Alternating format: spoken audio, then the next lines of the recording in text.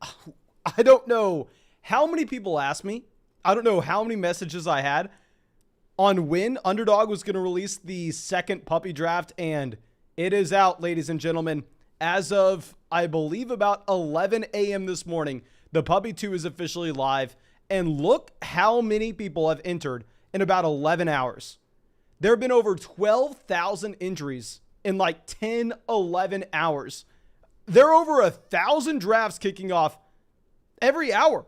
That is ridiculous. Of course, we are going to go hop in the puppy draft right now. We are going to have a ton of fun with this. And if you have not done so, if somehow, some way, you are one of the very few people left on planet Earth that have not signed up for Underdog Fantasy, that are not having fun in these real life fantasy football drafts every single day, fix your life. Go to the description of the video, go to the live chat, go to the comment section, sign up for Underdog Fantasy. Use promo code FLOCK. When you sign up, you'll get our 2022 rankings. You'll get our Dynasty rankings or Dynasty Rookie rankings. You'll get our 2022 Dynasty Rookie Draft Guide.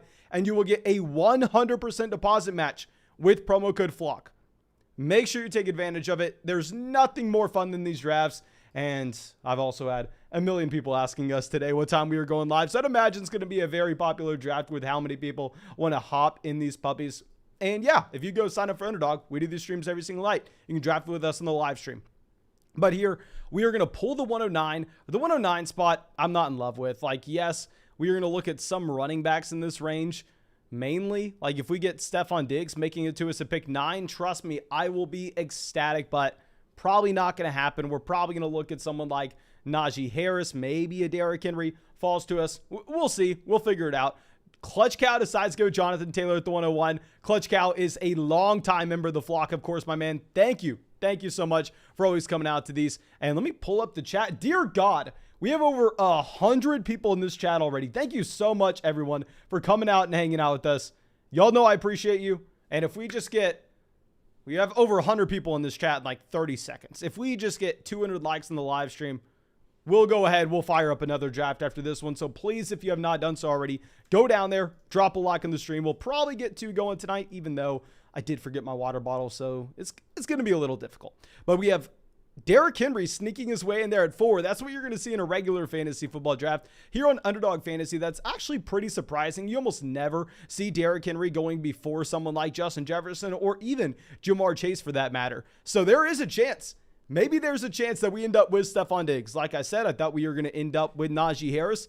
But let's see if we get Diggs here at pick 9. If we get Diggs, I'm going to be a lot more comfortable with what we can do in the later rounds compared to a Najee Harris selection. And Travis Kelce goes. So we're going to go ahead. We are going to secure Stephon Diggs at pick 9.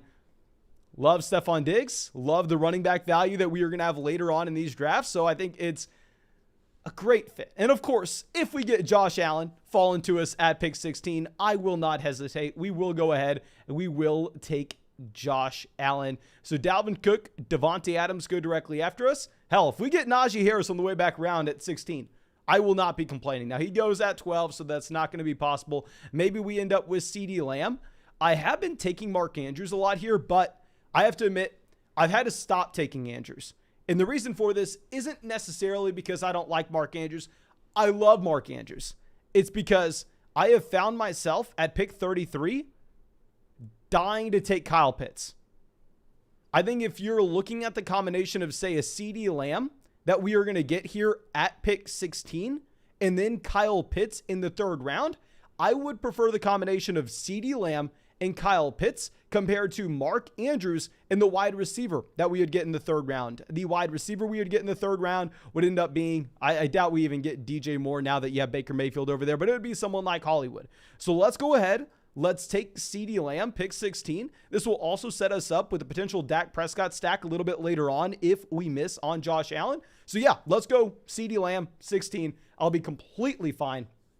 Miles says, are you going to do another draft this afternoon? We did 2 drafts yesterday, so I wasn't planning on getting 2 drafts again tonight, but y'all have been supporting this channel so damn much. Like I said, if we get 200 likes in the live stream, yes, we'll be firing up another draft after this one. Of course, thank you so much for everybody supporting the stream. And yes, we are going to get another puppy draft going after this one. So it's going to be the $5 draft on Underdog Fantasy, where, keep in mind, if you're unfamiliar, it's going to be a 12-team league, First place gets paid, second place gets paid, but a small percentage of every single league pot. I showed y'all, there are already like 10,000 drafts done today, and a small percentage of every single league pot in that massive tournament is going to be set aside for the playoff tournament at the very end of the season with weeks 15, 16, and 17, and there are going to be massive prizes up at the top. I didn't see what first place was for the $5 puppy, but for the $25 Best Ball Mania, it's like $2 million to first, and there's like $1 million for a second. So as we go through and draft this team, we definitely need to keep in mind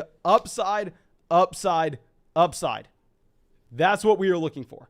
Drew says, first time drafting with you. My man, thank you for hopping in this draft. Let me know what your name is. Actually, I'm assuming you're at the 112, where you started off with Najee Harris and Mike Evans. Okay, my man. All I have to say is get ready to be crushed, okay? Not giving you a shot here. This is our draft right here. We're taking this one home. But T. Higgins goes pick 23, Tyreek Hill 22. We're fine seeing wide receivers go off the board. The main reason we take Stephon Diggs, CeeDee Lamb here is because we want to be able to take advantage of running back value that presents itself later on. Hell, if we're looking at James Conner as the best running back available there at pick 33, I'll go James Conner. If we're looking at, say, Josh Jacobs at pick 64, J.K. Dobbins, David Montgomery, pick 57, I want to be able to go with those running backs and not have to reach on wide receivers in that range. So wide receivers going off the board now doesn't hurt us. I mean, I'm almost fine going in whatever direction at pick 33, but we'll figure it out. We'll figure it out. Okay, so let's see. Keenan Allen off the board at pick 27. Josh Allen making it to us would be a blessing, but it'd be highly unlikely. Like, if we had Allen, that'd be fantastic, but I'm not expecting it. Same thing with Nick Chubb, of course. If Nick Chubb does fall to pick 33, I'll be selecting Nick Chubb, but unlikely. Terry McLaurin goes 28. This is going to push some value down to us. Terry McLaurin going, what, 13 picks ahead of his ADP here? So the team on the clock here has Jefferson and Deebo Samuel as is. So I'd imagine they probably end up going Nick Chubb, pick 29. At least I would if I were them. And real quick, they go Nick Chubb, pick 29. Okay, Dolphins Slayer 69 on the clock. They took Chase and Andrews through the first two rounds. I think you have to be very excited about a Chase and Andrews start. I actually had that start earlier this morning in the puppy draft, but it was at the 5 spot. It wasn't at the 6 spot. Okay, so I know everybody usually will go down there and drop the like whenever we show off the dog, and she's sitting here with us right now, so I will go ahead, hold her up. Come here, babe. Tell them to draft on Underdog. Say draft on Underdog Fantasy. Use promo code FLOCK so Mason can feed me. Okay. Good ad read, Miley. Good ad read. Okay. So Josh Allen goes 31. It would have been beautiful having Josh Allen make it to us, but it's just unlikely. So at this point, I'm very much fine going with Kyle Pitts. I really like taking Kamara here in this tournament style draft, given the fact that with Alvin Kamara, hell, yes, he may be suspended for the beginning of the season. We don't know that for sure, however. And if he were not to be suspended, all of a sudden you are looking at a situation where, oh my gosh, you just got Alvin Kamara on a team that started Stephon Diggs, CeeDee Lamb. Talk about how to win $2 million. But given the running backs that are going to be available to us at the beginning of the 4th round, and also I have seen Kamara fall into that range, I'm going to go ahead and I'm going to take Kyle Pitts here, and we're really going to hope that we end up getting Alvin Kamara down to us in the 4th round. Unlikely, but possible. Let's go Kyle Pitts. That was our plan. We have a couple donations. Thank you, guys. We have Ashton says, Cam Akers or Aaron Jones and Tyler Lockett, 3 wide receivers and 3 flag spots. I'm assuming that you're going to be talking about Dynasty Fantasy Football, and in Dynasty, let's go ahead. Let's take Cam Akers. Papa says, I hate and love you. You have for sure got me addicted to Underdog. Puppy is 500,000. Oh, there's no way. But thank you, of course, my man, so much for the support. Really hope that you're enjoying the live streams. I do appreciate the donation. I appreciate you coming out here as well. I don't think that the puppy draft is $500,000 to first, though. There's no way. It's a $5 buy-in. Let me go out there and just pull this up. It doesn't really matter if it's $75,000, $100,000 to first. It's essentially the same thing. You know, it's $75,000 to first. Okay, so it's a total $500,000 prize pool. That's what it is. Okay, so we have Deontay Johnson, pick 37. It looks like we may end up getting Kamara making it back to us. If we don't get Kamara, we're probably going to, yeah. Oh, okay. I understand. 100%. Alvin Kamara may be suspended for the first 6 weeks. Right now, the reporting is Kamara is going to be gone for the first 6 weeks. But what if it doesn't happen? What if Kamara doesn't get suspended? What if he only gets suspended for 4 weeks? What if he appeals that down to 2? And we're looking at a start with Stephon Diggs, CeeDee Lamb at wide receiver. We have the elite level tight end in Kyle Pitts. And we take Alvin Kamara pick 40. Like I said, I think if we're just talking best player available, Kamara should have been someone we took at pick 33. But I do a ton of these drafts. I'm in these drafts constantly. I'm addicted. So I had a decent feeling, a decent idea that Alvin Kamara could potentially fall to us at pick 40. That's exactly what happens. So, oh dear God, guys, y'all have to give me some credit here. This is a pretty damn good start. I think at this point, our job for this start is just don't mess it up. Come on, Mason. Let's not mess this up here in the 5th. I don't even want to say what we're looking for in the 5th round. This draft has fallen to us exactly how we wanted it from the very get-go. Okay. So now, after we take Kamara, you have Gabriel Davis, Breece Hall, Jerry Jeudy. Like, think about what we are saying right now. We just took Alvin Kamara between Cortland Sutton, a wide receiver going into his age 27 season that has never been a top 24 receiver on a points per game basis, and Gabriel Davis, a receiver that did not crack a 15% team target share last year in Buffalo. We took Alvin Kamara between those two players. Oh, dear God. Travis Etienne makes it all the way to pick 46. Fantastic selection on Travis Etienne. Fantastic pick with Etienne. Henry said the guy taking Josh Allen did you a favor. Yeah, I'm not going to be complaining with that guy taking Josh Allen there, especially if we can end up getting maybe like a Mahomes, maybe getting a Lamar Jackson falling to us at pick 57. And I know people are going to say, oh, Mason, that's crazy. That's where Mahomes is falling now on Underdog. I don't know if y'all been hopping into these drafts lately, but Patrick Mahomes never goes before round 5 now. Patrick Mahomes is almost exclusively a round 5 selection, and sometimes he's falling to the end of round 5 here. Sometimes you're getting him at pick 57, 58, and 59. So I know it sounds crazy, but it's in the range of outcomes for us to add Mahomes, add Lamar Jackson to this start, which would be phenomenal. I couldn't imagine something better. Okay. So Allen Robinson goes pick 50. Get him off the board. I don't care. Mahomes goes 51 like we were talking about. That is something that we were expecting. I really do like the value that Clutch Cow has here. And Clutch Cow has an interesting start to this draft. He has Jonathan Taylor, Javonte Williams, Cam Akers, and Ezekiel Elliott at the running back position. Now, what I'm wondering is, does he stop going running back here? Because if you're looking at this group of guys, I mean, I would naturally assume that, hell, you already have such a high floor and ceiling combination at the running back position. It's almost pointless for you to continue to hammer these guys in. I mean, you don't have a quarterback, don't have a tight end, only have one wide receiver so far. So I'd imagine he is going to go with the hyper fragile build, and he's probably going to stop drafting running backs at this point. Can't blame the man for going with the hyper fragile build whenever he was able to take Ezekiel Elliott and Cam Akers at the 4-5 turn.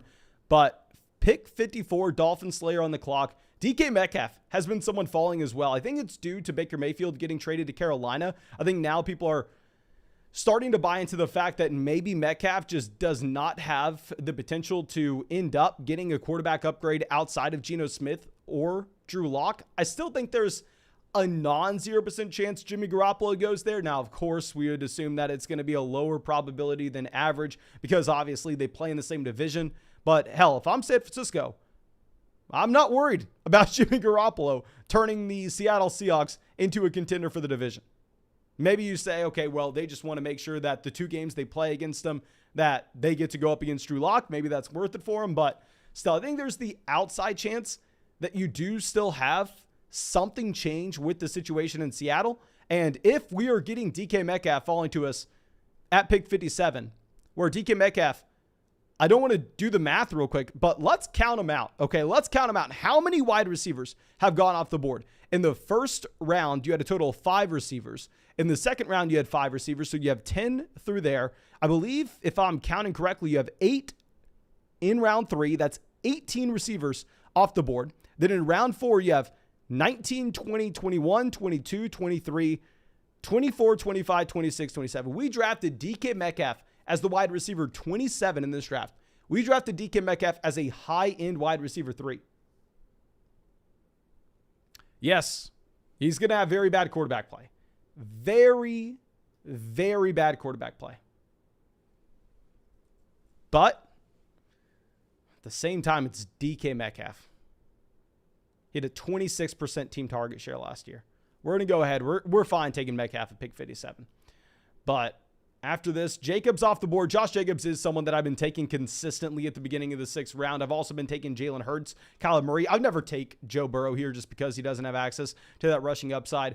So at this point, do we want to just continue to slam in wide receivers? Let's look at the players that are going to be available at the turn for us on the way back around. You know what? I have decided, I think we need to be drafting some more of Elijah Mitchell. Now, if you're looking at my ownership percentage across really all San Francisco 49ers running backs, obviously I'm not drafting Trey Sermon, but if you're looking at Tyrion Davis-Price and Elijah Mitchell, I have barely drafted Elijah Mitchell this upcoming season. I think that 9 times out of 10, if you were taking the most expensive running back for Kyle Shanahan and the 49ers, you're probably making a pretty bad bet. But at the same time, I think that this team has such a high ceiling already at the wide receiver position. What we need to be doing is we need to be making sure that we have a given floor at running back, that if Kamara were to be suspended for the beginning portion of the season, we could still sneak this team through the playoff, at least to get to the playoff tournament where Kamara would unlock that truly elite level ceiling for us. So let's go ahead. Let's take Elijah Mitchell at pick 64. He did average 100 total yards a game as a rookie. He will be playing behind a very good offensive line. This team will probably, like if I had to make a bet on a team in the NFL this upcoming season to lead the entire league in carries, obviously you probably go number 1 Baltimore, just because outside of last year, wherever you had injuries to Dobbins, Edwards, players across the entire defense, and Lamar Jackson, if you look at 2020 and 2019, the Baltimore Ravens are like the weirdest looking team from a rush to pass ratio and game neutral environments that we have seen in the past 20 years. But outside of Baltimore, I would say that the 49ers are the most likely team to lead the NFL in overall carries this upcoming season. So let's take Elijah Mitchell. TP the Kid coming out says, thanks for the props on the Travis Etienne selection, Mason. No, my man, that's a great pick here. Let's go through and let's look at that again. Here, you're looking at the 103 team, CMC in the first, Tyreek Hill, Keenan Allen, the 2-3 turn, a very standard. I mean, I think it's a good start, but it's not like, oh yeah, you got great value. No, that's just where those guys go. But they're at the 4-5 turn to take Travis Etienne and Patrick Mahomes and then have the value of Amari Cooper sliding to you at pick 70. I think that is very, very exciting. Okay. So let's scroll this down. DeAndre Hopkins, pick 75. GA says the 49ers are waiting for a starting quarterback to get hurt to unload Jimmy Garoppolo. I would say they're probably waiting for Jimmy Garoppolo himself to get healthy. That's my read on the situation. Of course, I'm an idiot. Of course, I'm wrong all the time. So who really knows? But Trey Lance goes pick 77. One reason we ended up taking Elijah Mitchell is because I was looking at the wide receivers that were in this range, and I was saying, oh, okay, well, we have the outside chance that we could end up taking Brandon Ayuk and Trey Lance at the turn. Well, clearly, that's not going to be a possibility any longer, so we are going to have to make that pivot. We are still going to be targeting Dak Prescott at the beginning of the 8th round. If we were looking at the teams that are selecting between us, Zone 62 already has 2 quarterbacks. We took CeeDee Lamb here. Very rarely you're going to see a team here at the turn take Dak Prescott unless they have either CeeDee Lamb or Dalton Schultz. So let's make sure none of these teams have Dalton Schultz. Yeah, no, Dalton Schultz was on the other side of the draft board. Tony Pollard goes right here. So I think we are going to be able to get Dak Prescott, making it back to us at pick 88. He has an ADP of 87. So let's go ahead. Let's take our guy, someone we are drafting as a wide receiver 4 in fantasy. He's being drafted outside the top 36 receivers, not only in this draft, but also he's the wide receiver 4 on our team in particular. So let's go ahead. Let's grab Michael Thomas. We took Alvin Kamara on this same team, so maybe we are also going to be in the market for a Jameis Winston a little bit later on to get the double stack between Alvin Kamara, Michael Thomas, and Jameis Winston. Really hope that somehow, some way we can catch some 2019 magic. But Brandon Ayuk goes pick 83. Probably a good thing for us. I mean, we already have 4 wide receivers here. We probably want to see some more wide receivers off the board. Okay. So after Ayuk, Drew is on the clock. Drew's in this live stream. He goes TJ Hawkinson 84. I do like the Hawkinson pick. I mean, with TJ Hawkinson, he hasn't been as efficient as what you would want to see from a very young tight end. And try to expect that elite level breakout. Like the difference between Hawkinson and Mark Andrews is TJ Hawkinson Mark Andrews truly was an elite level tight end with his efficiency really throughout his entire career up until last season. The only difference was last year, the targets tipped up, the passing volume for the entire offense had to tick up. So that is what really allowed Mark Andrews to explode in fantasy. Like Hawkinson hasn't been efficient like that, but Hawkinson's also been so young. So here we only have one option. We have CeeDee Lamb on this team. We are going to go ahead. We are going to take Dak Prescott. This was the plan all along to grab Dak Prescott here at the beginning of the 8th round. And let me flex on y'all. This may, in my opinion, this is probably the best draft that we have had on this live stream in a long time. Stephon Diggs round 1, CeeDee Lamb round 2. Kyle Pitts round 3, Kamara round 4. We played that perfectly. We get the value of DK Metcalf falling at pick 57. We take Elijah Mitchell 64, get Michael Thomas as a wide receiver now going behind Allen Lazard. He's going behind Allen. Like we're looking for upside. It's a $5 buy-in, $75,000 for first. If we're looking for that elite level upside, can Allen Lazard win you $75,000? Maybe.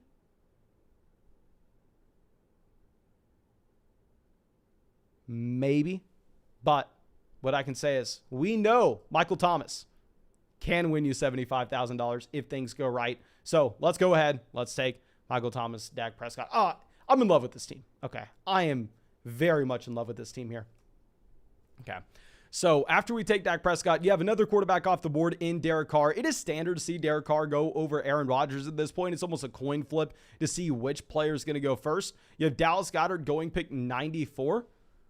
Matthew Stafford 95. Once we have Dak, I'm honestly fine seeing these quarterbacks off the board. We're probably going to be looking for Jameis Winston, I believe, in the 14th round. I think he has, actually, no, we'll probably be looking at Jameis Winston in the 12th round if I'm remembering his ADP correctly. And then outside of that, players that we could be targeting, I don't want to say his name out loud. We're not going to say his name out loud. Okay, so Chase Claypool goes pick 97.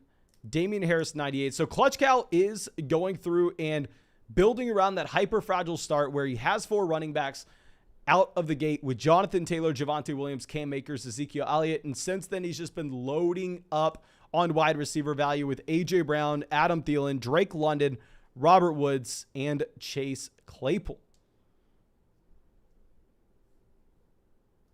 Okay. Eric says, I did about 70 Underdog drafts before I realized it was half PPR, not full PPR. Oh, my man. Yeah, y'all got to realize Underdog Fantasy is half PPR now. Based on how people draft wide receivers, you would assume that it's 2 points per reception. You wouldn't assume that it's half PPR, but no, it is definitely half PPR. But Olave looking like he may fall to us here. Let's see if it happens. Maybe we get a triple stack with this New Orleans Saints offense. I'm not reaching to complete a triple stack, but no, Olave off the board. We're going to go ahead. We're going to take Cordarrelle Patterson. We have Kyle Pitts. We need a running back as well. Maybe this sets us up with the ability to go with 2 cheap quarterbacks. We end up taking Jameis Winston in the 12th, and then we grab Marcus Mariota in the 18th. I could definitely be in play. There are also a lot of other players in this range that are going to be interesting. Rodgers goes off the board 106. That's what I thought. I thought this team had 2 quarterbacks as is with Kyler Murray and Tom Brady. Very interesting for them to go ahead and for them to take Aaron Rodgers as their 3rd quarterback. Why would they do that?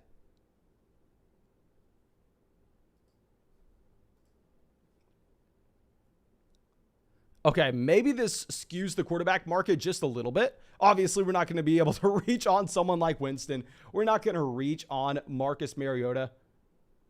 Dylan says, did you see the report saying Chris Godwin is expected to be ready week 1 now? I doubt that's true. Let me look this up. I would highly doubt that's true. Okay, so here in a vacuum, I do think I can make the argument to take James Cook over Melvin Gordon. However, whenever we have Alvin Kamara, I would use it as a tiebreaker saying, okay, we have Kamara. We definitely need to make sure we're getting production in at the beginning of the season at the running back position in case we do have the suspension. So let's go ahead. Let's take Melvin Gordon, pick 112. In a lot of other builds, I'm going to go ahead. I'm going to take James Cook. Maybe I should have taken Cook considering the fact that we have Stephon Diggs. So we want to bring in some correlation with that Buffalo Bills offense. I think you can almost go either way between the combination of Melvin Gordon and James Cook there. I just really like Cook and that he's going to be the receiving down running back in Buffalo. And I think he does have upside for more if something were to happen. But let me pull up Twitter. Let me search Chris Godwin to see what the hell you're talking about. Because if Godwin is back week 1, I'm making a lot of money this year.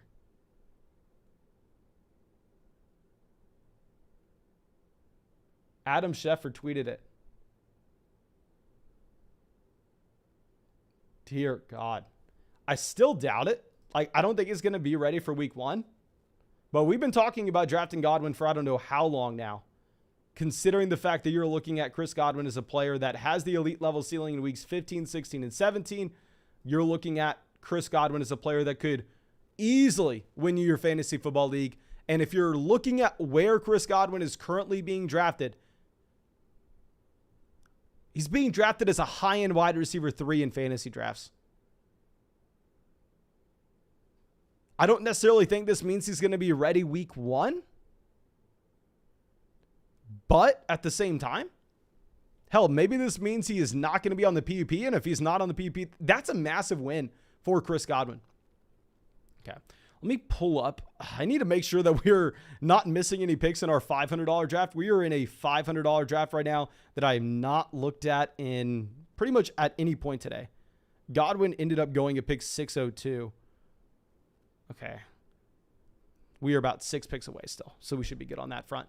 But after we take Melvin Gordon, you do have a slight run on running backs, not because we take Melvin Gordon or anything. This is just the range that you see these high upside running backs go, in my opinion. Now, it is crazy, in my opinion, to see Chase Edmonds falling to pick 118. Like, Chase Edmonds, I think you could make the argument he should be a running back that's going before Kenneth Walker. Like, I think you could make the argument that Chase Edmonds should be going before Damien Harris.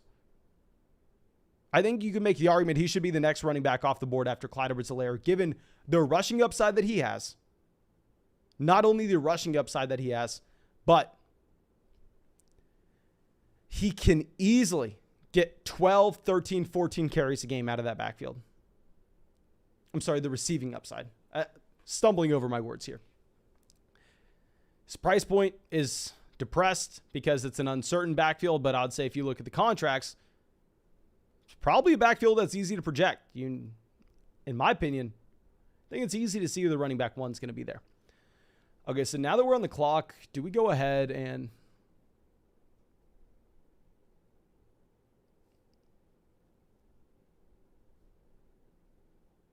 A lot of these running backs are in a similar range for me.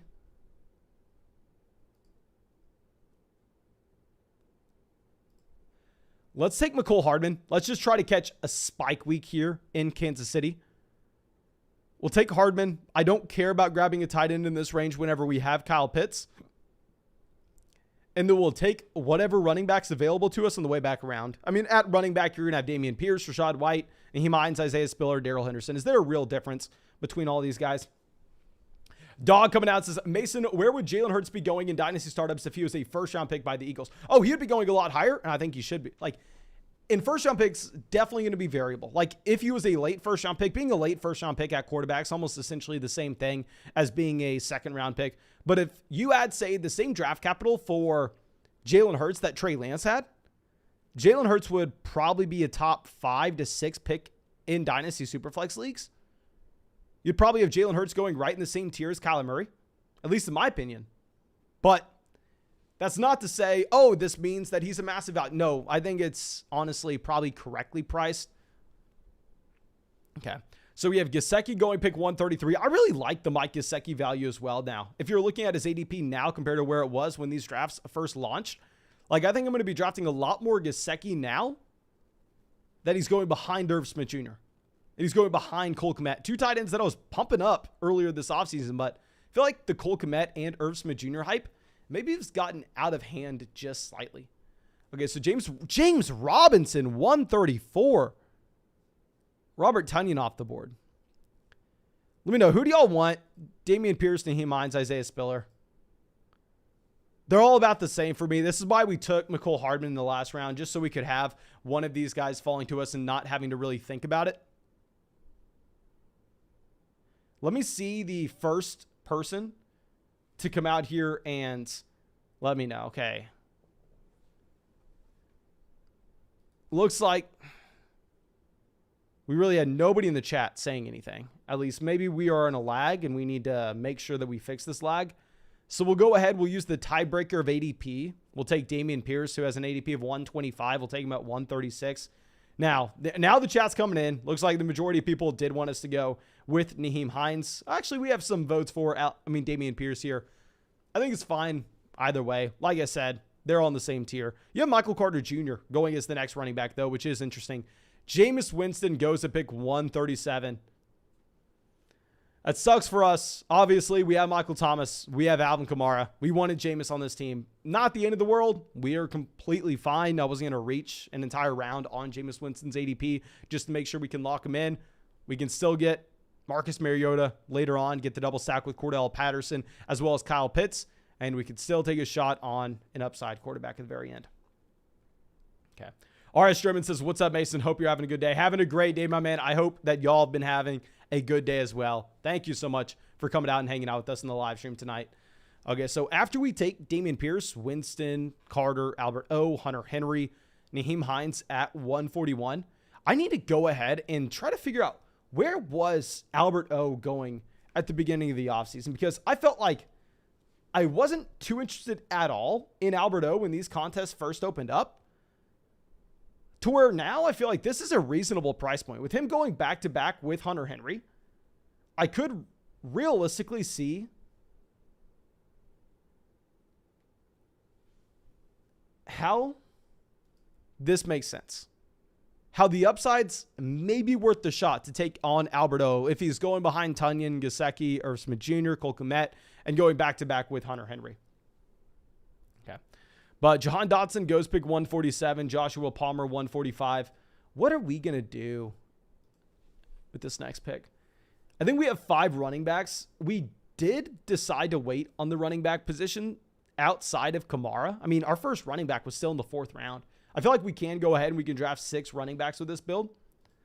But Devontae Parker goes pick 149. KJ Osborne as well. Let me go back and figure out. Let's just click on May 31st. So the very end of May to now. How has Albert O changed? Okay, Albert O has only fallen 4 picks in ADP. I figured it would have been more. How much has Cole Kmet's risen 10? Irv Smith Jr. has risen 14. Okay, so that's why it feels like Albert O has fallen, because he's fallen slightly and the other tight ends in his range have gone up a ton. Okay, so Matt Ryan off the board, pick 151. Let's try to figure this out. Okay, so quarterback, why would we consider Lawrence? My opinion, wouldn't make too much sense. Let's see. Will goes Baker Mayfield, 152. Okay, so Will is not afraid to reach on his quarterbacks. Reaches on Winston by 13 picks. Reaches on Baker by like 40.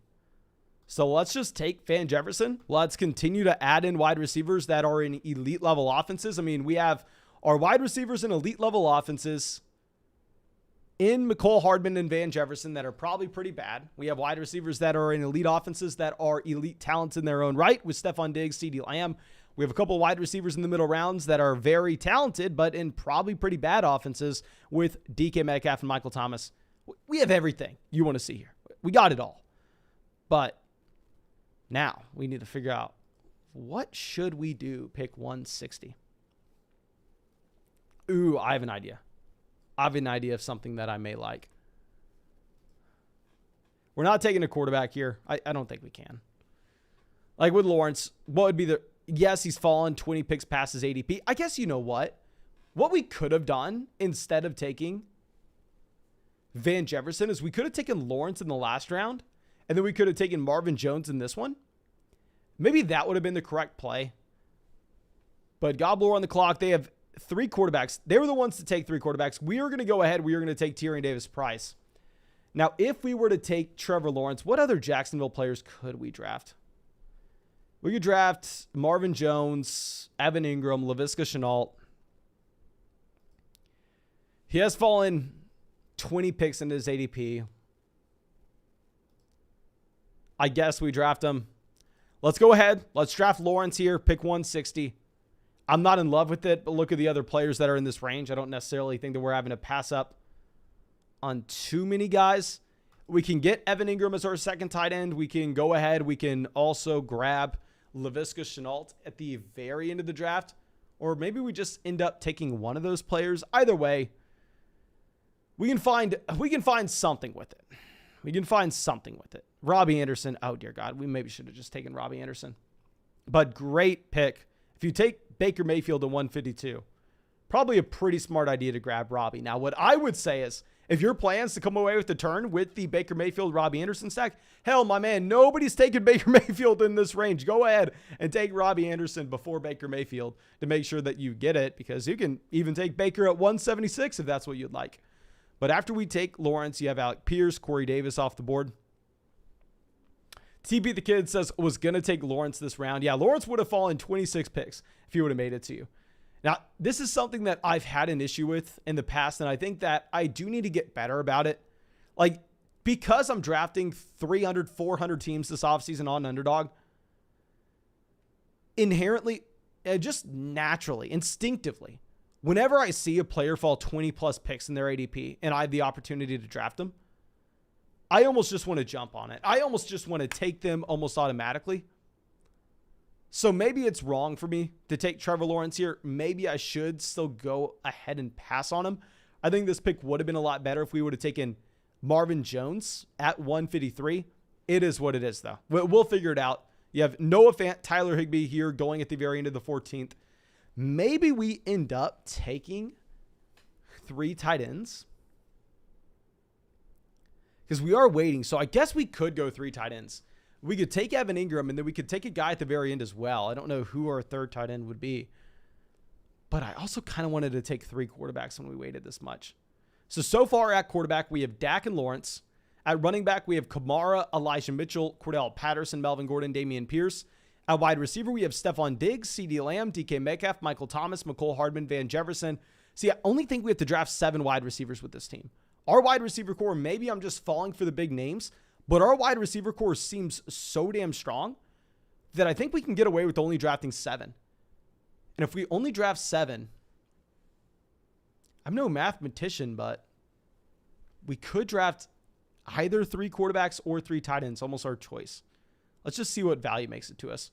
Okay, so Darth doesn't have their second quarterback yet. They go Jamal Williams. Okay. This team only has 3 running backs. Their 3 running backs are Kenneth Walker, James Cook, and Ronald Jones. So I'd imagine they slam in a running back in Daryl Williams here. Of course, y'all know what we're wanting. He goes Mark Ingram at 174. Y'all know we are wanting Marvin Jones, but don't know how likely that is. Will on the clock. They only have 1 tight end.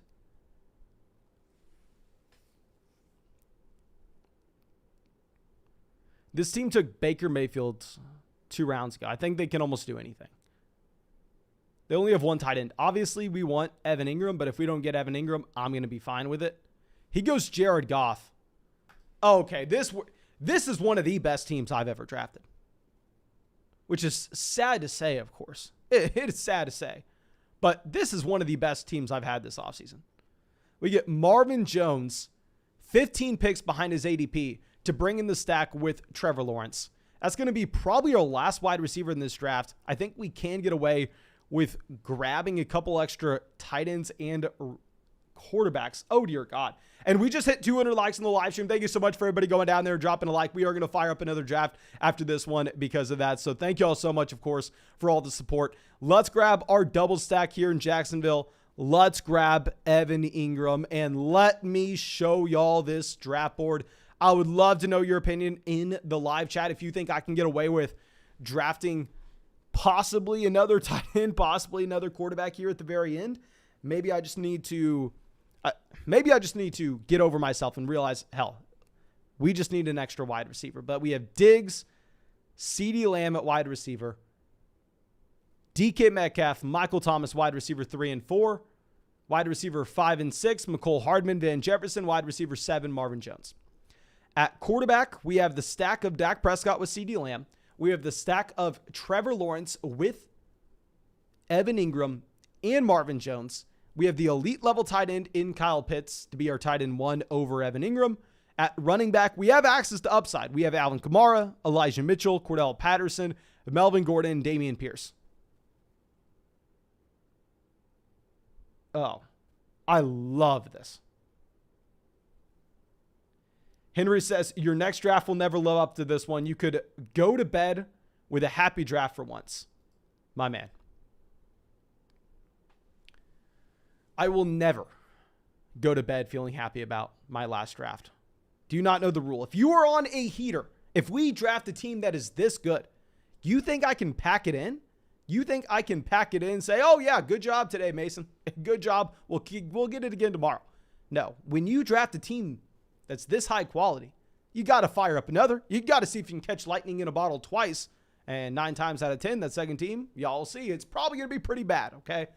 And then I can go to bed defeated like I usually do. But let's try to catch lightning in the bottle twice because I love this one. Steve the Weave says, I'm going to be in your next draft. No way you're getting these values. Probably not, my man, but hopefully the draft fills before you can get in. Hopefully. that's what I'm hoping for. But I will show exactly when we join the draft so everybody has a fair shot to get in. Okay, so after we take Evan Ingram, you have some more quarterbacks going off. Watson, Zach Wilson, Carson Wentz. I still like the idea of taking Watson in these massive tournaments, just like what we said with Chris Godwin. Apparently, maybe he's going to be ready week 1 now, like I'm doing with Alvin Kamara when we're getting him in the 4th round. Taking these players that have elite level ceilings in weeks 15, 16, and 17 that are being heavily discounted for the fact that they'll probably miss the beginning portion of the season. Watson himself can obviously miss the entire year, but it's not guaranteed. Not guaranteed at this point. Okay. So yeah, then you take Watson and then stack him up with David Bell. I really like that. But let's move this over, figure out where our next pick's going to be. Like I said, I think we could potentially get away with 3 tight ends. Potentially get away with 3 quarterbacks. So I don't want to do both. We have Mostert falling. Y'all know I was screaming that Raheem Mostert was probably the worst value in fantasy drafts a long time ago, but for getting him at the 17, 18 turn, I'll take him. We'll fire up Marcus Mariota as our 3rd quarterback. And if we don't get Mariota, we'll go ahead and queue up some of these tight ends. But let's go get in our next draft. Let's go get in our next puppy. Let me just make sure I have enough players queued up in case, for whatever reason, we get sniped on the stream or something along those lines. Okay. So here, we are going to be joining the Puppy 2. That's the draft we just did. We are in there. There are only 3 spots. Filled right away. Okay. Good. I don't have to be drafting with too many of you sickos. But, yeah. Looking at the names, Billy Joe, a member of the flock. B Nast, I think a member of the flock. Hales, yeah, I think a member of the flock. Pop-Tart, I think Pop-Tart's a member of the flock as well. If they are, I haven't seen them out in a draft in like over a year, but correct me if I'm wrong. But Pop-Tart, if you're in the chat, I remember you drafting with us all the time last year. I don't remember if you got in that often this season. But G in the chat says, I'm G-Man at Pig 10. Happy to see you out here. Salmon Salad says, I am in as well. I don't know what your username is in this draft, but never mind.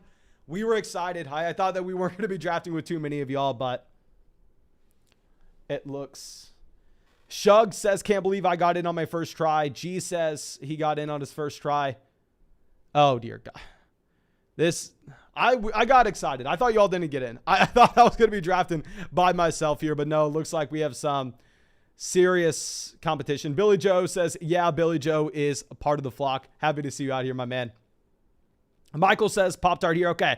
I thought I remembered you, Michael. I thought I remembered you coming out in these drafts with us, but I was excited. I thought I wasn't going to have to go up against you sickos, but I guess we still get something really nice. We get either Cooper Kupp or Justin Jefferson at pick 4 here. Oh, dear God. We almost took Jamar Chase. That would have not been good, but let's take Justin Jefferson at pick 4. It's going to be an easy selection for us, of course. And if somehow, some way, you are the one person in this live stream that has not heard me say this a million times by now, that has not signed up for Underdog Fantasy months, years ago, go fix your life. If you're the last person on the planet that has not signed up for Underdog Fantasy to hop in some real money fantasy football drafts, you can find that link in the description. You can find it in the live chat. Go sign up. Use promo code FLOCK. You'll get our 2022 rankings. You'll get a 100% deposit match. You'll get our Dynasty rankings, our Dynasty rookie rankings. You'll support this channel. And most importantly, you can have some fun. You can get in the drafts with us on the live stream or get into drafts in the public lobby. But I'd imagine I'm probably talking to literally one person right now. Maybe one person watching this is not signed up for Underdog. Now, Stephon Diggs goes pick 8. Austin Eckler goes pick 9. Really, there have been a couple surprising picks in this draft, I think you could say. I think Najee Harris at 5 is going to be a surprise. Kelsey at 7 is not going to happen in the majority of these. And like I said, I used to be willing to reach far ahead on ADP, on Travis Kelsey, on Mark Andrews. But I think based on our ability to get Darren Waller round 4, George Kittle round 5, Kyle Pitts we got at the very end of round 3 in this past draft, I've had to refrain from reaching on, say, a Kyle Pitts at pick 7 and taking him over Stephon Diggs, because whenever I do that and I sit there and all of a sudden I'm in the middle of the second round and I see Mark Andrews sitting available at pick 18, I'm like, oh my God, why did I take Kelsey? Why didn't I just wait for Mark Andrews? So these tight ends have been falling down draft boards to the point where it's hard for me to continue to reach on them, if that makes sense. I'm still taking them very often. Like if you see my exposures on Kelsey, Andrews, Pitts, Waller, really all those elite level guys, if they have bad seasons, if they get injured, I'm probably losing a lot of money this year. But I don't think I can reach on them like pick 7, as you're saying here. Because look, Pop-Tart on the clock now. They go Andrews pick 18. Interesting. They're going with the bully tight end strategy. I would say if you look historically, even back whenever you had dominant tight ends like Gronk and Kelsey, taking tight ends in the first and second round, even if they're locks to be top 3 at the position, it's very hard to make it work out. Very, very difficult. But 2 on the clock. I took Najee Harris at pick 5. Let's see what they do at pick 20. They go Deontay Johnson. We got a rogue drafter here, ladies and gentlemen. We are going to be able to build a very good team. Let's take Deebo Samuel, pick 21. Pair him up with Justin Jefferson. I've said this a million times. No, you're not expecting Deebo Samuel to be exactly who he was last year. Deebo Samuel last year was the wide receiver 3 on a points per game basis. You should expect a decent amount of regression in terms of what you are looking at specifically with his rushing touchdowns with what Trey Lance can do at the goal line. But here, we are not drafting Deebo Samuel at wide receiver 3. That's not the expectation. You're looking at us drafting Deebo Samuel as the wide receiver what? I mean, I'm not going to count Deontay Johnson. Okay, Deontay Johnson's never going ahead of him. You're never going to see this again. Clearly, this guy loves the Pittsburgh Steelers. I wouldn't be surprised if we see Kenny Pickett at pick 29. But getting Deebo Samuel here, he is the wide receiver 1, 2, 3, 4, 5, 6, 7, 8. Wide receiver 8. I think it's a fair price. Let's put it that way. I think it's a fair price. Okay. So T. Higgins goes 25. AJ Brown 26. There are a couple different thoughts going through my mind right now. Let's see what Amber Link does. They have Leonard Fournette and Cooper Kupp to start this draft off. So a very standard start. I mean, you're going to see a million combinations of Leonard Fournette and Cooper Kupp. They go Javonte. let's just go ahead. Let's take a wide receiver that's an elite level offense. Let's take a wide receiver that should be able to still command 25% of his team's target share as he has done over the past 3 years. Let's take Keenan Allen and at pick 28. There were a couple different things I was thinking about, but having a 3 wide receiver start, allowing us to take advantage of some of that running back value that we may find a little bit later on, I'm excited about it. Let's go Jefferson, Deebo, and Keenan Allen. Hopefully we have some running backs that we really like sitting there. Maybe we get a David Montgomery at pick 52, but I'm also interested to see what Michael does here with the start of Kelsey and Andrews. Drew says, can you draft from the number 2 spot? My man, Underdog Fantasy, random draft slots. If I could go through and I could pick my draft slot before it starts, last year I would have just gone 101, 101, 101, 101, 101, and I would have had Christian McCaffrey in every single league, and I would be bankrupt right now. I would not be making YouTube videos. I would probably have a different job, but thank God we can't pick our draft slot. Thank God it's just going to be randomized, so we can't ruin our teams completely. But after we take Keenan Allen, you have Mike Williams. So the rogue drafter looks to be back online, looks to be back making irregular selections with Mike Williams at pick 29. You have Josh Allen. Michael goes Alvin Kamara for the elite level ceiling at pick 31. I don't mean to flex on you, but we just got what? Kamara at pick 39? Something along the sort? Maybe 40? Something around there. Miles says, don't judge me for taking Michael Pittman. He's my guy. No judgment here, my man. I'll say over Pitts, in my opinion, I can't do it.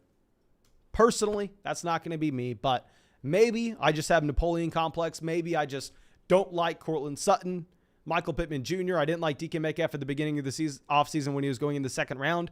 Maybe I didn't like these guys because they're just so freaking tall and I'm jealous. Maybe that's what's going on here. Entirely possible. But here we have a standard turn, DJ Moore, Hollywood Brown. I still don't get how DJ Moore is not rising more in drafts with Baker Mayfield coming over. I don't think Baker's an elite level quarterback, but I do think if you're looking at Baker Mayfield in comparison to the other quarterbacks that DJ Moore has played with, I've talked about this I don't know how many times before. It's probably because it's one of the most surprising stats ever. Let me go through and pull up my 2022 draft guide just so I can be 100% certain that this is the actual number and I'm not getting it wrong by a few decimal points. But yeah, 6.05 adjusted yards per pass attempt for DJ Moore's quarterback through his career with the Carolina Panthers. Baker Mayfield's over 7. Like, Baker Mayfield is undoubtedly, in my opinion, the best quarterback that DJ Moore has ever played with. Because DJ Moore didn't get to play with prime Cam Newton. DJ Moore played with very, very bad Cam Newton.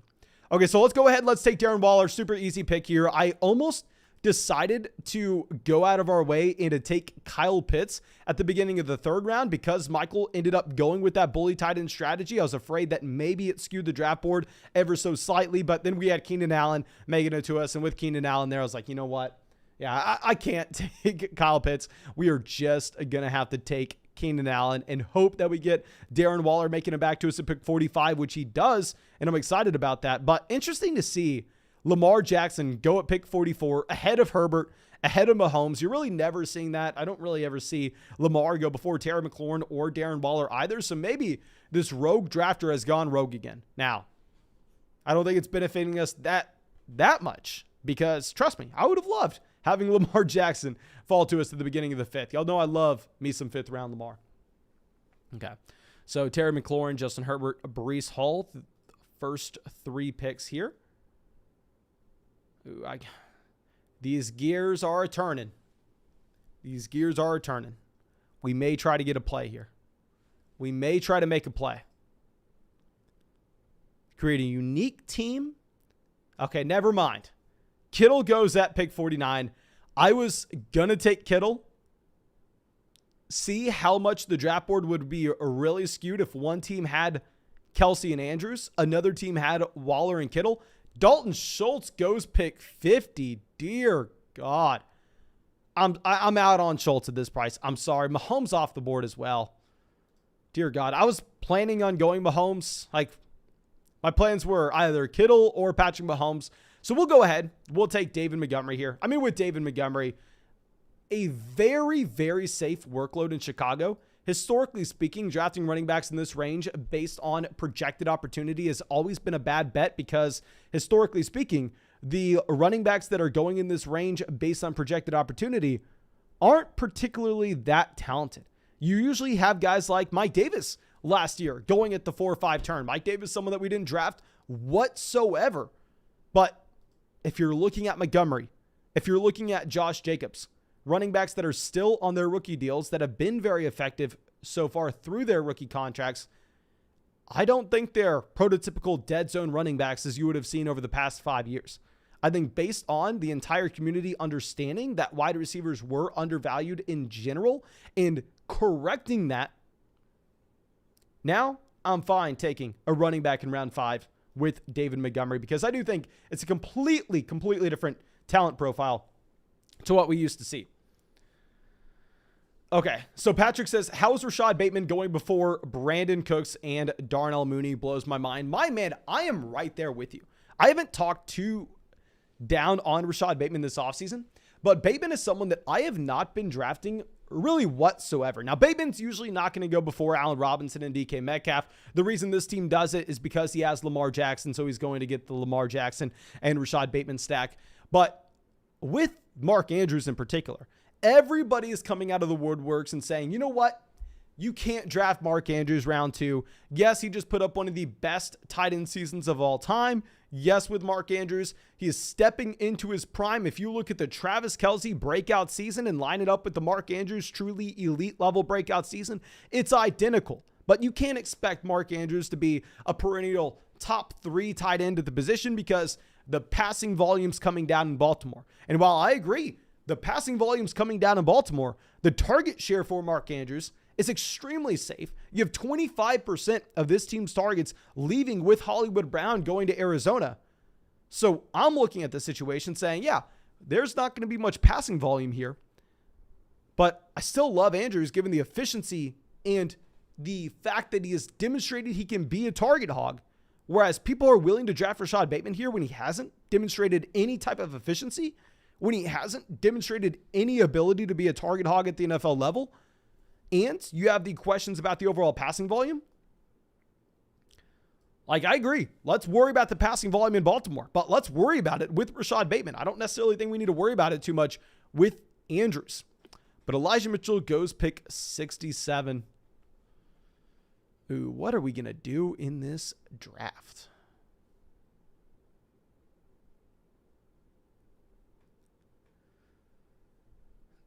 Okay, let's take Elijah Moore. I don't love taking Elijah Moore here, but let me pull up Elijah Moore's chapter in our 2022 Fantasy Football Draft Guide because we do have some surprising notes about Elijah Moore. I loved Elijah Moore as a prospect, by the way. I mean, Elijah Moore, before we even pull up this chapter, I'll tell you, this is a wide receiver that was blocked behind DK Metcalf and A.J. Brown his true freshman season at Ole Miss. Then as soon as DK Metcalf and A.J. Brown go to the NFL, Elijah Moore breaks out to an extreme measure.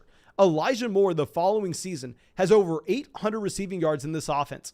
And the next best wide receiver at Ole Miss had under 200. Then Elijah Moore accounted for over 40% of the receiving yards per game at Ole Miss his junior season, averaging over 150 receiving yards per game. He was an elite level wide receiver prospect. And then he goes and posts a very good rookie season overall. Like, let me go pull up this chapter in our draft guide just so I can give you the second half numbers with Elijah Moore. We did this in a live stream the other night, so I'm not going to have y'all guess because I know we are going to have some people already knowing what the numbers are. But with Elijah Moore, if we go out and look at, let's try to find this. I apologize. The second half of the season, where Elijah Moore didn't play a full year, but he played like 6-7 games. If we just look at the second half of the season, wide receivers on a per game basis that played more than 5 games, the only guys to outscore Elijah Moore on a points per game basis, Cooper Kupp, Devontae Adams, Deebo Samuel, Justin Jefferson.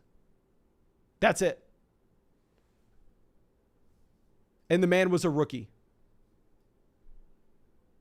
Like, I'm personally going to be fine drafting Elijah Moore here. I don't necessarily think that he has a truly elite level ceiling because he is going to be capped with Zach Wilson. I've talked about it in depth, but I think Zach Wilson is a bad NFL quarterback. Potentially, you could say a very bad NFL quarterback.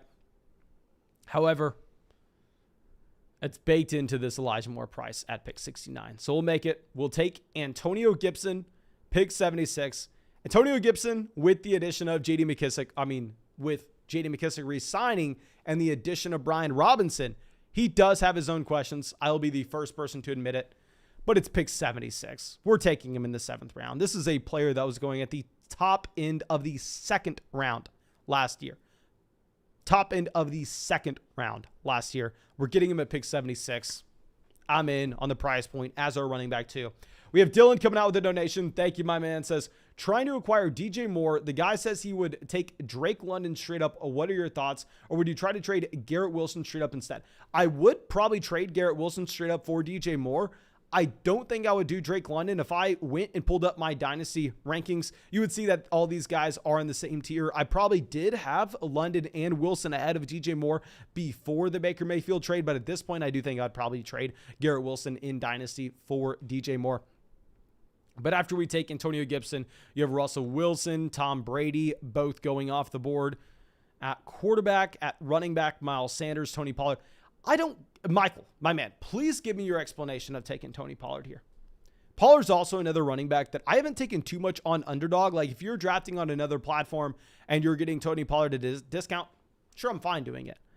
But if I'm looking at Alexander Mattison going like 30, 40 picks behind this, I almost see no real difference between the two players, where I'm probably just going to be fine going ahead and taking Alexander Mattison late compared to Tony Pollard at this price point. So I'm sorry. I haven't taken him very often at all. Let me go ahead and just search this up. Y'all know I've done over 300 drafts, and Underdog Fantasy gives you all your exposures. It's just super simple to search. So let me see how many drafts I've drafted Alexander Mattison. Alexander Mattison, 12% of my drafts. I apologize. Tony Pollard, 4% of my drafts. So yeah, I'm definitely underweight on Tony Pollard, overweight on Alexander Mattison. And I want that to be the case. If you're looking at the ADP, like, I would prefer Tony Pollard in a vacuum straight up because he will have a slightly larger role in games where the starter does play. But at ADP, I think Mattison is the better value. Okay. So we have Kirk, Allen Lazard, Traylon Burks. Allen Lazard is also someone I'm just not going to be drafting at all. I'm sorry to say it. But I don't get the point of Allen Lazard going 30 picks before Christian Watson as well. I'm definitely taking Christian Watson 30 picks later. Trey Lance off the board. Oh, I would have loved to have Trey Lance. I would have been dying to have Trey Lance on this team. So at this point, I'm not looking at any quarterbacks in this range. There'd be absolutely no reason for us to go out of our way for us to add in Matthew Stafford to a team here that does not have Cooper Kupp or Allen Robinson. So Chase Claypool off the board. Wide receiver, we have Justin Jefferson, Deebo Samuel, Keenan Allen, Elijah Moore. Running back, we have David Montgomery, Antonio Gibson. Tight end, we have Darren Waller. I'm going to go ahead. I'm going to take Kareem Hunt. I understand Damien Harris has the higher ADP. I just don't see the same level ceiling with a Damien Harris that you would have with a Kareem Hunt. Given the fact with Hunt, Nick Chubb goes down. You can easily see it in the range of outcomes. For Kareem Hunt, with his receiving game skill set and what he showed us at the beginning of his career, while it was so long ago still, at the beginning of his career in Kansas City, the ability to handle a 3-down workload, Damien Harris just simply doesn't have it in his range of outcomes to ever be a passing down running back. So if I think you had to make a bet, who scores more points this upcoming season, and you just get even odds, you probably take Damien Harris over Kareem Hunt. From a median projection standpoint, I would probably agree Damien Harris outscores Kareem Hunt. But if we're looking at both of their top 5 percentile outcomes, I think in Kareem Hunt's top 5 percentile outcome, he's a top 6 running back in fantasy, where Damien Harris's top 5 percentile outcome, he scores a ton of touchdowns, and he's a high-end running back too. Maybe I'm a little bit biased. Okay. Danny says, be honest, how's my team looking? I am D-Bass. Okay, let's go through. Let's check out Danny's team after this. But before that, let's make sure we get our own selection in here. Amber Link on the clock. They sniped Patrick Mahomes from us in the 5th round. I think you have to go Sky Moore if you're them. No, they don't go Sky Moore. I guess we're going to go ahead. We're going to take Tyler Lockett. I've actually really liked taking Tyler Lockett this offseason. I think the narrative that Russell Wilson was 100% the reason Tyler Lockett found success in Seattle and not necessarily the same reason that DK Metcalf found success. I am unsure if that is true, and I want to be betting against that being true. Okay, but my mouse is about to die. I apologize, ladies and gentlemen. We're probably going to have to cut this live stream short because last time my mouse died, it was a catastrophe. But let's go through. Let's check out. I think it was D-Bass. Okay, D-Bass of the 111. Devontae Adams, Mixon, Waddle. Very standard through the first 3 rounds. Personally, I'm not a massive fan of taking Jerry Jeudy here. I understand you get sniped on some of these wide receivers, and if you're looking at the group of Sutton, Gabriel Davis, Terry McLaurin, maybe you're not that excited about any of those guys. But personally, I would just pivot over to a running back. I would have taken Travis Etienne. I would have even taken Darren Waller at tight end. I haven't been drafting a lot of either Jerry Jeudy or Cortland Sutton. Now, if we're moving on beyond that, Josh Jacobs, Darnell Mooney, really like it at the 5-6 turn. I don't think I would do anything different. Hawkinson, Clyde Edwards-Helaire, really like that at the 7-8 turn as well. Yeah, I really like that team so far. Really, the only thing I would have personally done differently is I probably wouldn't have taken Jerry Jeudy there. I mean, I'm fine taking some of these Denver players. Like, if you're looking at, hell, on Underdog Fantasy, when you look at your exposures as well, you can just search literally a team name and every player from that team will pop up. If I look at the Denver Broncos, my most drafted players, KJ Hamler, Melvin Gordon, Albert O, Tim Patrick, Javonte Williams, then Jerry Jeudy, then Russell Wilson, and then Cortland Sutton's name doesn't even pop up because I haven't drafted the man once. Okay. So Derek Carr goes 110. If Derek Carr were to fall to us at 117, that would have been an auto pick for us, considering the fact that we did have Darren Waller. Obviously, we don't have a quarterback as well. And we are really rolling the dice here with this mouse situation, ladies and gentlemen. We are really rolling these dice. Okay, Miles Underwood on the clock. They go James Cook. Y'all know I love me some James Cook. That is going to be painful for us to see. Oliver says, I think you're going to end up biting yourself for 0 Cortland Sutton shares. The thing is, if Cortland, like, let's walk through this scenario. I've talked so much, I've put out so much negative energy in the world regarding Cortland Sutton. I have told so many people not to draft Cortland Sutton that if Sutton fails, if Sutton succeeds, if Sutton comes out, and some people are right, he's Cooper Kupp from last year, I want to make sure that I feel the pain with you. If someone listens to me and they don't draft Cortland Sutton and they end up losing their fantasy league because of it, I want to make sure that I'm going down with the Titanic. I don't want to have my own little safety raft. I don't want to be saying one thing and doing another. I really do feel very bad whenever I get something horribly wrong. Like, that's why I bring up Juju Smith-Schuster 2019, Juju Smith-Schuster 2020. Bring that up all the time. So, if I'm wrong with Cortland Sutton, I want to make sure that I am not only negatively affecting the people around me, I need to be negatively affecting my own teams as well. Okay. Now, and I will just remind everyone, Cortland Sutton's going to be 27 this year, and he's never had a top 24 finish on a points per game basis in a PPR format. Like, let's just remember that, okay? Let's be fair. There are reasons I'm fading Cortland Sutton.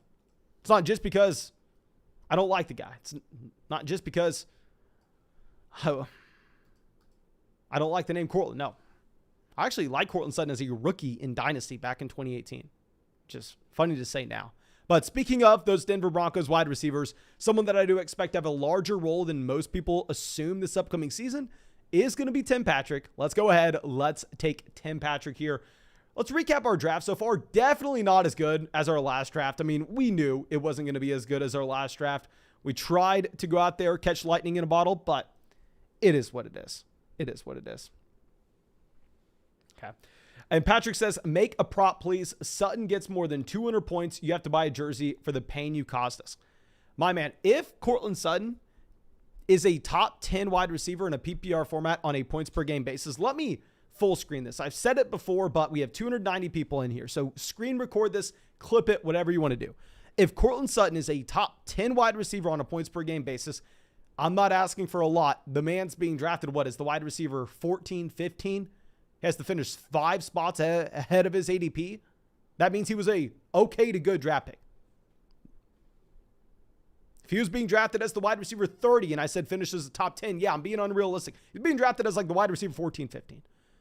If Courtland Sutton's a top 10 wide receiver on a points per game basis, I will buy and frame a Courtland Sutton jersey, and it will be in our studio. It will be in videos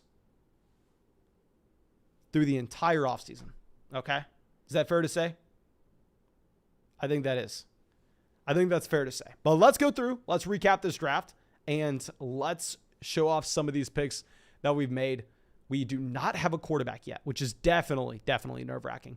But we have Justin Jefferson, Deebo Samuel, Keenan Allen, Elijah Moore, Tyler Lockett, Tim Patrick at wide receiver. At tight end, we have Darren Waller. At running back, we have David Montgomery, Antonio Gibson, Kareem Hunt, and Chase Edmonds. I didn't speak on the Chase Edmonds pick for too long, but I'm jumping up and down with that Chase Edmonds pick. Like, every time I'm able to get Chase Edmonds in round 10, I am beyond ecstatic. Like, I legitimately view Edmonds in the same light that Leonard Fournette and James Conner were in last year. Running backs with elite level ceilings that are being pushed down in ADP because of uncertainty in their backfield. I love going after those guys. Okay. So I'm also going to be drafting a running back here, whether that was Isaiah Spiller or Darrell Henderson. I was going to let y'all choose for me. Spam the chat right now. I don't know if our lag's too much for me to actually see your messages. Spam the chat. Who do you want between Isaiah Spiller and Darrell Henderson? They're the backs. Actually, we have Keenan Allen. Let's go ahead. Let's get some correlation in here with this Los Angeles Chargers offense. Let's go ahead. Let's take Isaiah Spiller, pick 141. That will be our 5th running back. I do think we can take 6 running backs on this team, however, because this is going to be a team that waited until the 5th round to grab our first RB. We took 3 wide receivers out the gate. Now, keep in mind, we are going to have to draft 3 quarterbacks. We're not going to get away from that. We have to draft 3 quarterbacks. I don't even know who we're drafting at this point. We don't really have access to any type of rushing upside. If we're looking at stacks in this offense, who's going to be available at this point? Carson Wentz, Zach Wilson, Deshaun Watson. That's it. That's really it. Okay. And real quick, also, regarding the Courtland Sutton, us buying a framed jersey, y'all are going to have to remind me. If it happens, you're going to have to send me that clip because we live stream every single day. I talk a lot, okay? So that's why I want you to clip it. That's why I want you to be prepared to remind me. And dear God, I'm going to go ahead. I'm going to draft another running back. I think 9 times out of 10, you're going this running back heavy early on. It's going to be a mistake. But getting this Darrell Henderson value here compared to the other wide receivers that are in this range, I think it's going to be perfectly fine. These quarterbacks, I don't have any interesting potential stacks, so I'm not going to go ahead and reach on those guys. So, yeah, let's take Darrell Henderson here, pick 148. Now we are done at the running back position for sure. We cannot take another running back. And because we took 6 running backs, we're probably only going to be able to take 2 tight ends. And we are probably going to have to go ahead, take 2 tight ends, 3 quarterbacks, 6 running backs. And I'm no mathematician, but I think that only leaves us with 7 receivers. Now, PS telling us to go ahead and draft Ryan Tannehill. Tannehill is in a much worse situation. I guess we could take Tannehill and grab Austin Hooper a little bit later on, though. That could could be worth it. We'll see. But please, my man, don't spam the chat. Okay. So Michael Carter Jr. goes directly after us, pick 149. At this point, when we have 6 running backs, we really have to hope that these guys start to take running backs. We have to hope running backs go off the board. We get some wide receivers. We get some quarterbacks making it back to us. Now, I will say, I would imagine we actually do find some quarterback value later on in this draft because, hell, we have 0. It's not like anybody out here drafted 3 elite level quarterbacks. It's not like the supply and demand ratio should be heavily skewed in this league in particular. So I'd imagine that these teams stop drafting quarterbacks. I mean, we have not had a quarterback go off the board in the past 30 picks. We have not had a quarterback go off the board in the past 30 picks. Oliver says he is surprised that Michael Carter Jr. went that late. Yeah, I mean, whenever you first had Breece Hall drafted to the New York Jets, I was coming out and laughing at people taking Michael Carter Jr.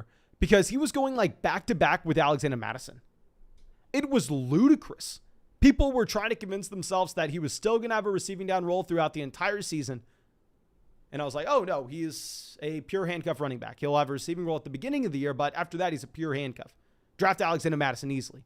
Take the running back that has the elite level ceiling if an injury were to occur in front of him. Now, with Michael Carter Jr. going now in the 13th round, I think it's great value. Michael Carter Jr. is a running back that I've actually been drafting very often. Now, Sammy Watkins, Robbie Anderson off the board. I would have loved to have Robbie Anderson making it back to us. It is what it is. We do have some of these quarterbacks. Now, Jameis Winston, there are not going to be any New Orleans Saints later on that we could grab. We could take Matt Ryan and then potentially Alec Pierce.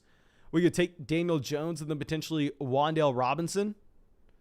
Daryl Williams off the board. Billy Joe on the clock. He goes Daniel. Oh, my God. F you. I wanted Daniel Jones. That was our guy we were looking at.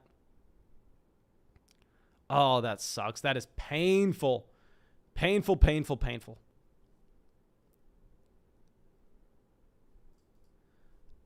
I think we just have to take Jameis. He's fallen 15 picks in his ADP. I hate taking Jameis Winston without a stack because he has no rushing upside. We can't even get a stack later on. But it is what it is. I think we can still get Zach Wilson with our next pick. Get the Zach Wilson and Elijah Moore stack. Seems not going to be nearly as exciting as our last one because we did indeed get boxed out of the quarterback position. But it is what it is. It's not like every single draft here is going to be exactly what we want. Billy Joe says he had to get the Daniel Jones pick to stack up with Saquon Barkley and Kadarius Toney. My man, I understand it. Even if you don't have a stack, I do think Daniel Jones is one of the rare quarterbacks that could get there without one because Daniel Jones can get to 400 rushing yards in a season. Daniel Jones could get to 8 rushing touchdowns in a season. Like, Daniel Jones has sneaky rushing upside. I think Daniel Jones has a higher ceiling than a lot of these other quarterbacks. Like, in my opinion, the fact that Matt Ryan has a higher ADP than Jones is almost laughable.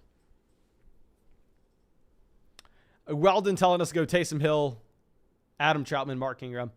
I have heard some people giving out, like, asking about pairing up Winston and Taysom Hill together. Personally, I understand the thesis and why someone would go ahead and why they would draft Taysom Hill in the first place when he has tight end eligibility.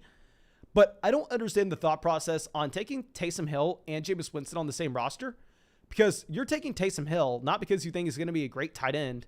You're taking Taysom Hill in case somehow, some way, he finds a starting role, which is unlikely, but this maybe it could happen. We have to take Matt Ryan.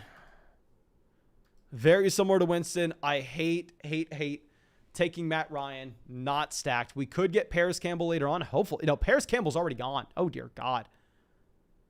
I guess we can, instead of getting Paris Campbell, we can get Mo Alley Cox. Maybe that's the play here. But we just got boxed out of the quarterback position. There's nothing else to it, ladies and gentlemen. Now, with Winston and Matt Ryan, they do have one thing in common. They have a week 14 bye, which may play into what we are going to be looking at later on. Just stick with me. Stick with me. I think we can maybe find a way to salvage this. Probably not likely. And this is something that I definitely had to learn the hard way, because whenever I first started playing best ball, I was like, oh, you can just cycle through these quarterbacks.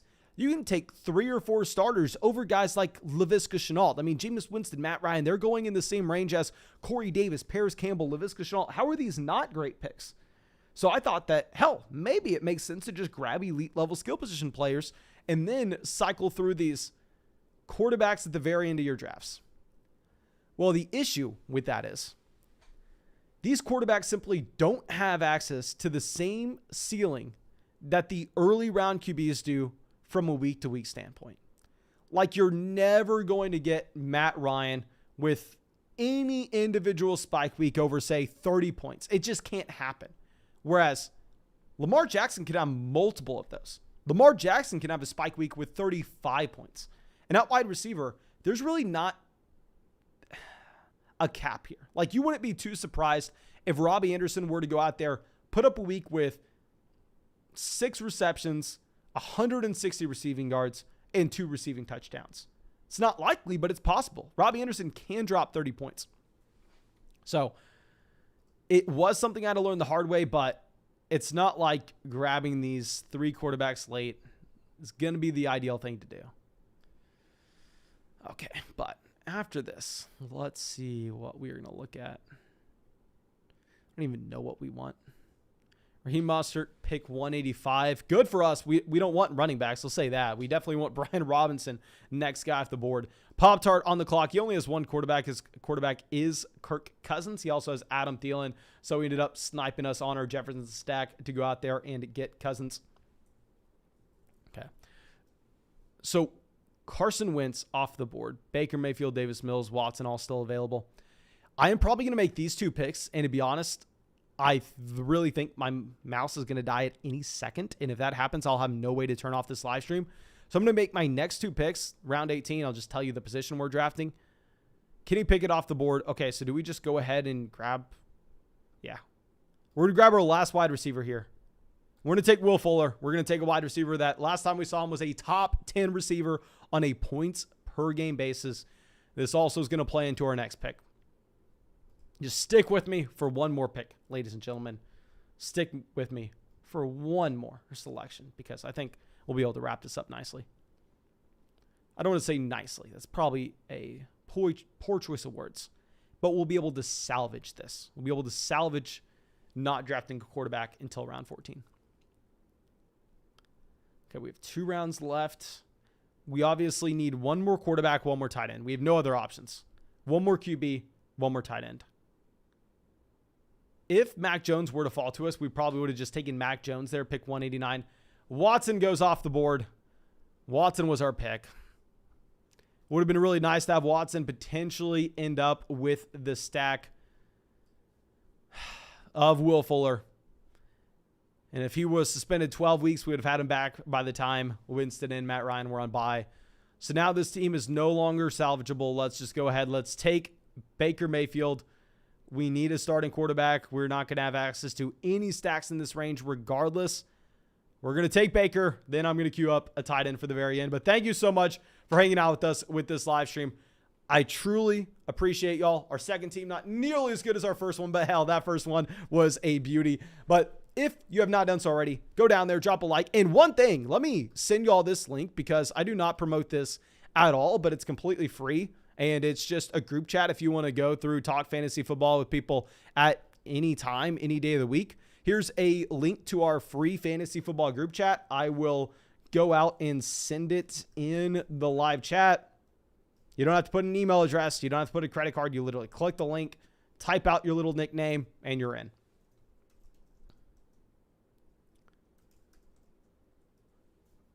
Okay, we just sent that chat out there. It's free. I don't care if you join it or not. You do you. Just trying to be nice. Just trying to give you access to a fantasy football group chat for free. But thank you again. I appreciate y'all. I hope you have a great night and hope we get to see you with the video tomorrow.